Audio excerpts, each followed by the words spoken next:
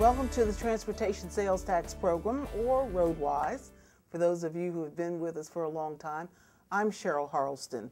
Today we're going to be talking about a whole myriad of projects that are either underway or have been completed. This program is truly working, and we want you to know exactly what's going on at this point. So stay with us. We'll be right back in a moment. Hey, Charleston County, let's recycle. Charleston County makes it easy. Recycling glass, aluminum cans, steel and aerosol cans, plastics 1 to 7. We recycle them all. And don't forget paper. If it tears, recycle it. Even cardboard. Recycle at work, at home, and at play. So whether you're using the 2 curbside bin system and separating, or the all-in-one roll cart system, keep recycling. Brought to you by Charleston County Environmental Management. Welcome back to the Transportation Sales Tax Program, and as I said earlier, RoadWise is seen or known at times. You still see the signs in the community, and we're still RoadWise, and we're doing our work here for you, the citizens of our community, and we hope that you'll appreciate all of the wonderful projects that are underway and that have been completed. So we want you to know that the Transportation Sales Tax Program is alive and well. And to talk with me about that is Peter Valaket, and he is pre-construction manager for our program, for the RoadWise program. And Peter, you've been around for a while, haven't you, since the beginning of this program? You don't look that old. I've been involved in the program since 2005.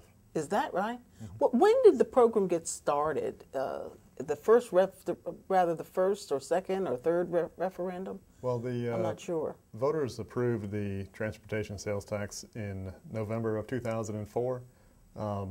Collections of the sales tax started in May of 2005, and we came on board about the same time and started developing the major projects, a number of which have been now completed.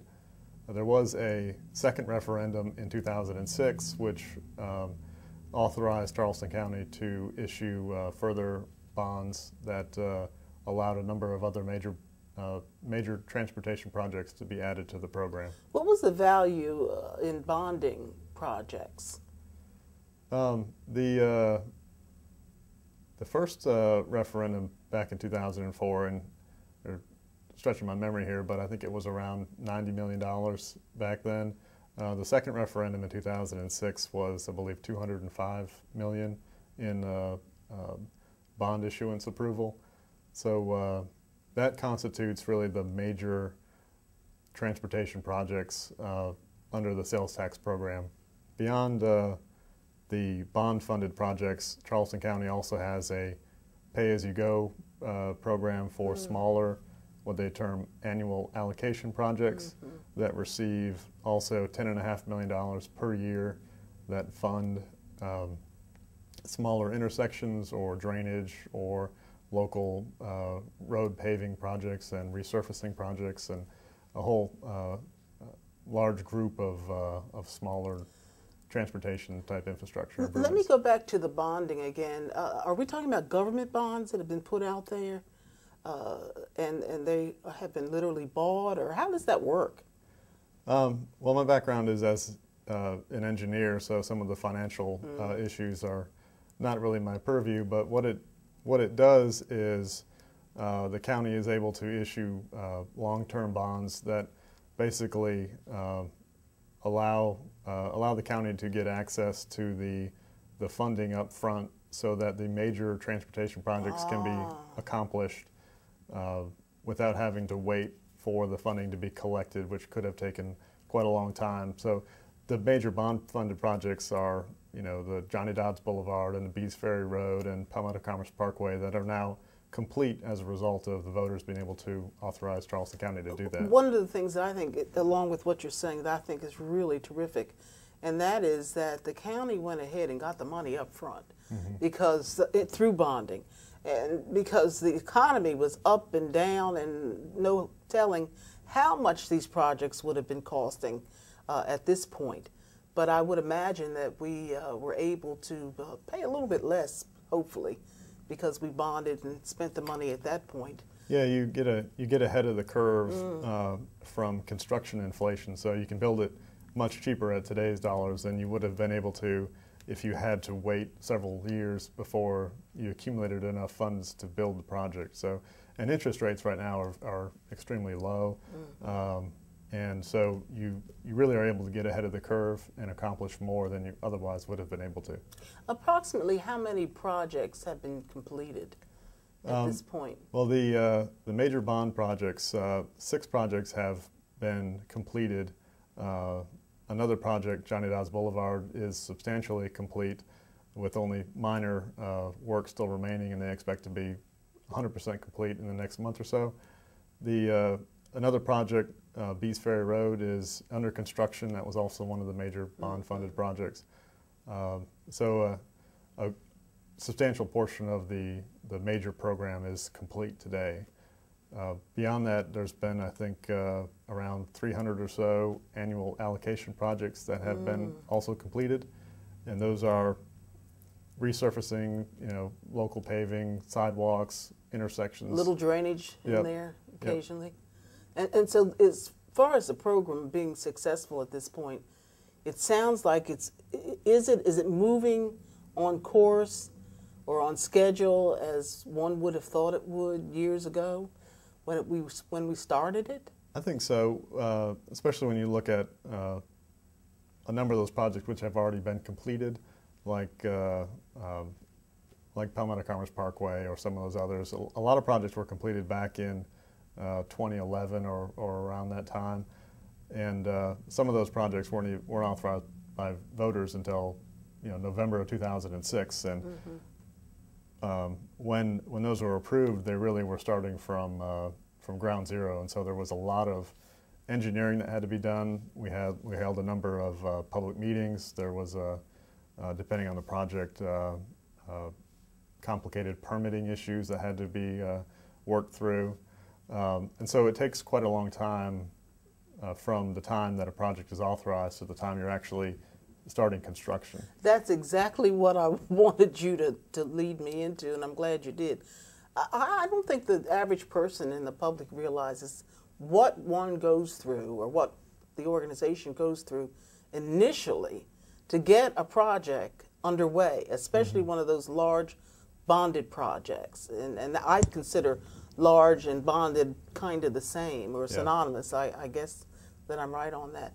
But it takes a while, doesn't it? It really takes quite a long time, and there are a lot of complex issues that have to be worked through that really cover the whole process of developing a project. From day one, you're getting the engineering started. You're sending out surveyors to do gather all the field data.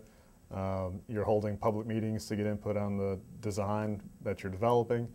Then you have to go through a long right-of-way acquisition process where if you're widening a road, you don't always have enough room within the existing right-of-way, so you have to acquire property from the property owners who are along a corridor.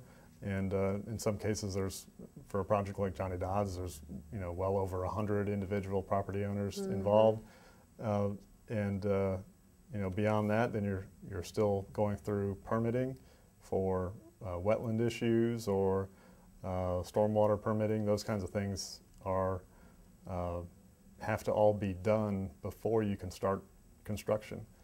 The other issue is, and it's really a note of success, is Charleston County has gotten quite a lot of grant funding for some of these projects, and that grant funding, which is typically federal funding, comes with a lot of strings attached, and so the county has to follow a lot of federal environmental regulations, specifically under what was the National Environmental Policy Act. Well, you must be reading my mind, or we've been working together too long, but I wanted to get into NEPA, and that's exactly what you were just saying, and I want to do that though, but let's take a break for just a moment. Sure. And when we come back, explain to us how environmentally conscious this program has been in Charleston County government. And we'll do that in just a moment. We'll be right back. We really are concerned about the environment. Hey, Charleston County, let's recycle. Charleston County makes it easy. Recycling glass, aluminum cans, steel and aerosol cans, plastics 1 to 7. We recycle them all. And don't forget paper. If it tears, recycle it. Even cardboard. Recycle at work, at home, and at play. So whether you're using the 2 curbside bin system and separating, or the all-in-one roll cart system, keep recycling. Brought to you by Charleston County Environmental Management. Welcome back to our program on the transportation sales tax, and we're talking with Peter Valakat, and he is pre-construction manager for the Charleston County Roadwise program, or the transportation sales tax program, whichever is your preference. And Peter's been talking with us about how all of this came to being, and the fact that a referendum was passed overwhelmingly by the public, Charleston County residents, that we needed at least a half penny over a period of time to improve our infrastructure, our roads and our bridges and our drainage systems and walkways and pathways for bicycling and all of those things that were very important to the community. When we went to the break, Peter, you were talking with me about the environment, and you came up with an acronym that I've learned. It's NEPA. Mm-hmm. And you'll have to explain to us what that means, and how and what role does that play in making sure that the county and the managing agency, like your own company or the company you're working for, that we in fact are concerned and that we are very much aware of environmental issues. Mm-hmm. And that's a big part of what's being done here. Yeah, it is, and it goes back to the funding source. And again, Charleston County has successfully obtained a large amount of grants for transportation sales tax projects that allow the county to stretch the locally collected sales tax dollars by bringing in other sources of funding, so they can complete more projects than we would otherwise be able to. But with that federal funding comes some of the federal regulations that then have to be followed.